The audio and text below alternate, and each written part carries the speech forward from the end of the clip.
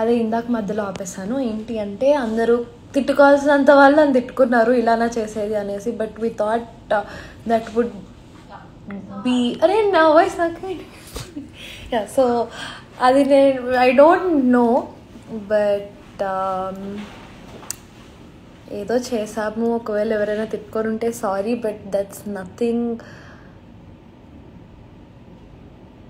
So ఏమీ లేదు దానిలో. It's just song promotion and that song will be out really soon and you guys will really love it. చాలా బాగా వచ్చింది. And I said yes to that song and I had to do it ఎందుకంటే నాకు నచ్చింది. And ఒకవేళ నేను పెళ్లి చేసుకునేటట్టయితే నేనైతే అనౌన్స్ చేయను ముందే, మా అమ్మనే అనౌన్స్ చేస్తుంది. సో మా అమ్మనే అనౌన్స్ చేస్తుంది ఒకవేళ అలాంటివి ఏమైనా ఉంటే. సో అది ఆ క్లారిటీ ఇద్దాము. అండ్ ఎలా అయితే నా పోస్టులు చూసారో ప్లీజ్ ఇది కూడా షేర్ చేసి దర్ ఇస్ నథింగ్ అనేది. అది ఒక సాంగ్ ప్రమోషన్ అని మన మీడియా వాళ్ళకి వెళ్ళేటట్టు చూడరా ప్లీజ్. నన్ను అందరూ ఫోన్ చేసి నిజంగా పెళ్లి చేసుకుంటున్నావు అని అడిగారు.